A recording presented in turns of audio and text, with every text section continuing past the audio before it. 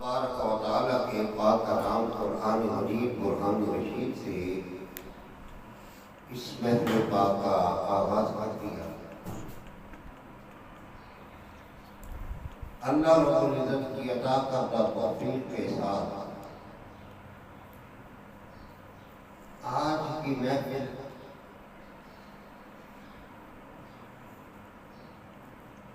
دوسری محفلوں سے منفرد اور ممتاز ہے، اس لیے کہ اس محفل میں آنا یوں سمجھیے کہ پچھلے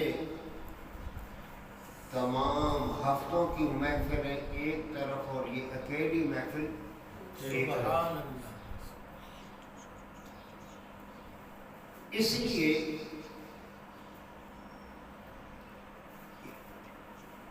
اس ماہ مبارک میں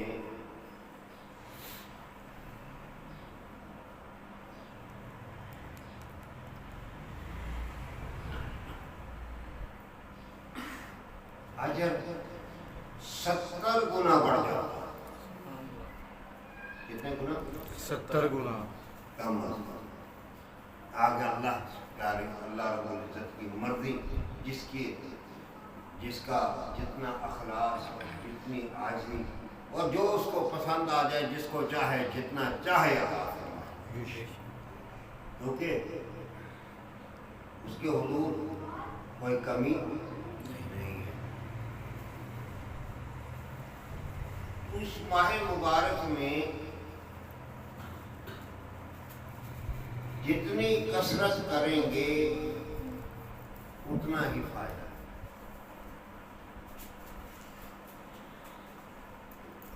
اور اس ماہ مبارک کا اور قرآن کا 14ویں دامن کا ساتھ ہے۔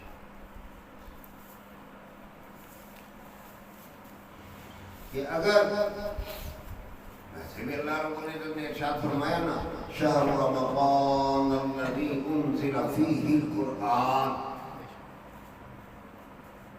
انا انزلناہ فی لیلۃ القدر۔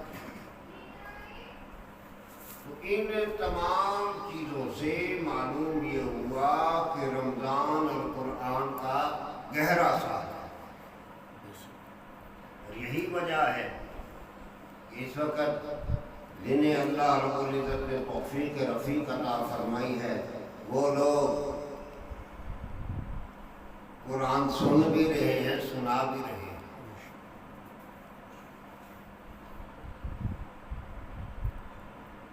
تو اس ماہ مبارک میں جہاں بڑے بڑے معاملات ہیں، وہاں کل کا دن جو گزرا ہے، کل کا دن جو گزرا ہے اور اگلا جو دن آ رہا ہے، سمجھانے کے لیے کہ دونوں ہی ایک سبق دیتے ہیں۔ یہ دن سبق ایک ہی ہے، یعنی 17 رمضان المبارک کو ایک واقعہ پیش آیا جسے کہتے ہیں بدر، اسلام کی پہلی جنگ، یوم بدر، جس غزوہ مبارکہ سے ہمیں ایک تو آقا علیہ الصلوۃ والسلام کے کمال معجزات اور پھر جو اصحاب بدر ہیں، جو بدر کے شرکاء ہیں،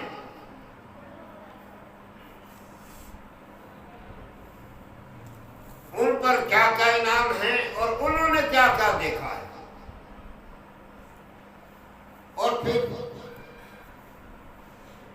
اگر یہ کامیابی اور کامرانی ملی، اللہ کی فتح و نصرت حاصل ہوئی اللہ کی، تو اس میں آقا علیہ الصلوۃ والسلام کی دعائے مبارک اس کا ایک اپنا اثر، ہمارے لیے ایک عظیم سبق۔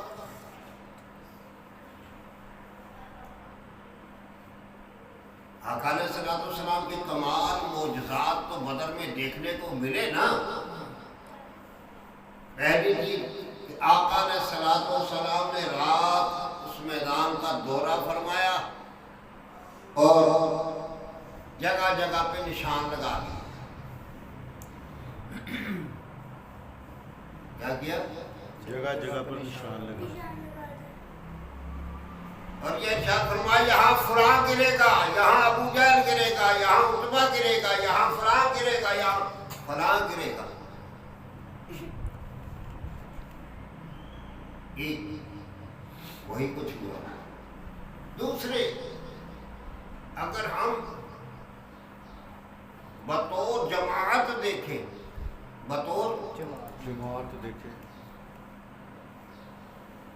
ہمیں یہ نظر آئے گا کہ اگر اخلاص ہو، اگر اخلاص، اللہ رب العزت کی ذات کا تیرے میں ریاکاری نہیں ہے، اور صحیح سرکار دو عالم صلی اللہ تعالی علیہ وسلم کا تم جانثار ہو، سرکار کا جانثار ہو، اور پھر جب وہ میدان عمل میں اترے، اگرچہ عددی کمی ہے، ہاں بعضوں نے کہا کہ 1000 کا لشکر تھا مشرکین مکہ کا، بعضوں نے 10,000 کا بھی کہا، اور ادھر صحابہ کرام رضوان اللہ تعالیٰ علیہم اجمعین ان کے متعلق یہ آتا ہے کہ زیادہ تر جو علماء متفق ہیں وہ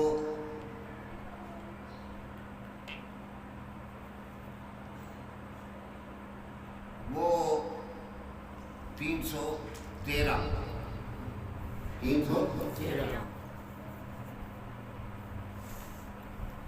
اگر 1000 بھی ہو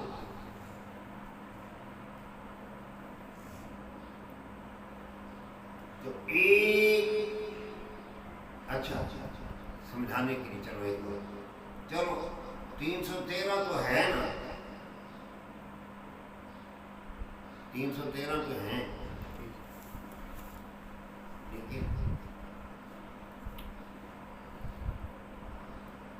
ان کے پاس تو سامان پورا ہے، لڑنے کے لیے ہتھیار بھی ہیں، سب کچھ ہے۔ ادھر کسی کے پاس تلوار ہے تو کسی کے پاس وہ بھی نہیں ہے، نہ کوئی حاضر ہے، انتظام ہی کچھ نہیں۔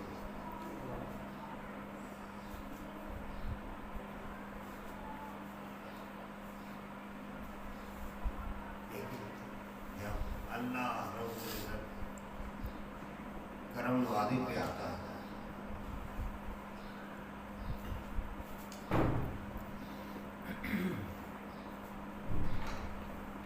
اللہ رب العزت جب کرم نوازی پہ آتا ہے اور تب اخلاص جب کام آئے تو پھر آپ یہ دیکھتے ہیں کہ وہ قلت کثرت پر غالب آ جاتی ہے، قلت کثرت پر غالب آ جاتی ہے۔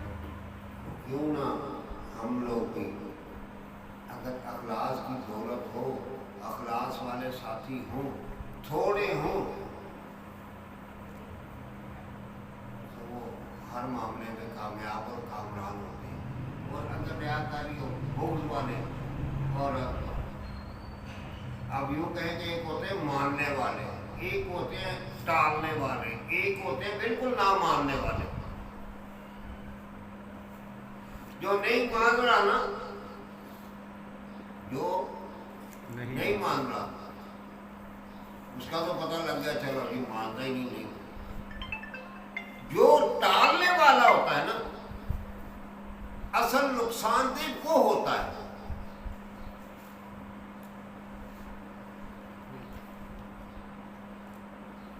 اصل نقصان دہ وہ ہوتا اس لیے وہ اس کی چال دوہری ہوگی. اخلاص یہ سمجھانے کے لیے اب وہ اخلاص ختم ہو گیا, اپنی سینس آ گئی نا, اس سینس کے مطابق اپنا فائدہ محض اپنی ذات کے لیے سوچتے ہوئے جب ہم ایسا کام کریں گے تو پھر کیا ہے, نتیجہ تو ہوگا.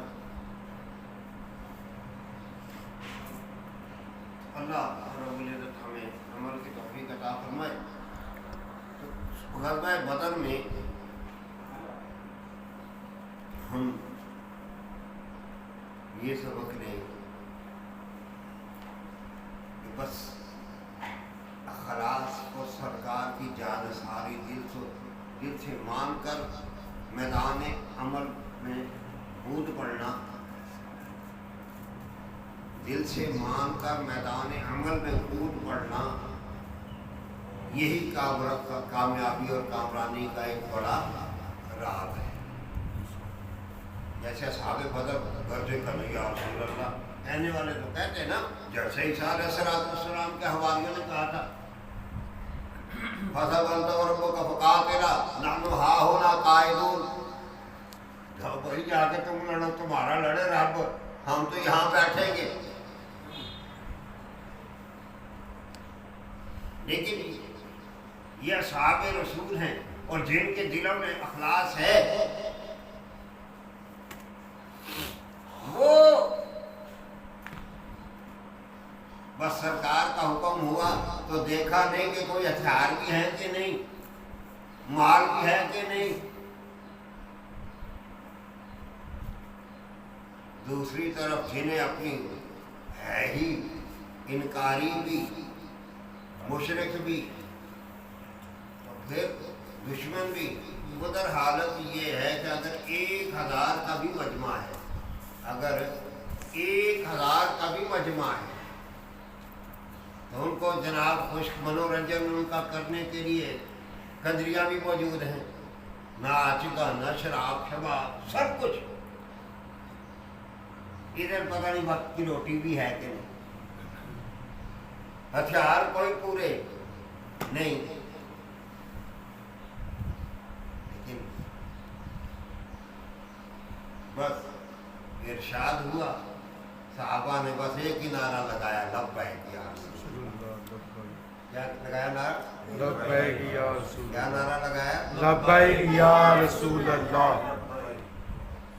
اب یہ نعرہ لگنا تھا, سب جمع ہوئے, یہ نہیں دیکھا دشمن طاقتور ہے, یہ نہیں دیکھا کہ اس کے پاس ہم تو بے سر و سامان ہیں, یہ نہیں دیکھا کہ وہاں بڑے بڑے سردار ہیں, یہ نہیں دیکھا کہ ان کے پاس ساز و سامان بہت ہے. وہ تو عددی طور پر بھی کثرت میں ہیں, مالی طور پر بھی اور حربی طور پر بھی. تو پھر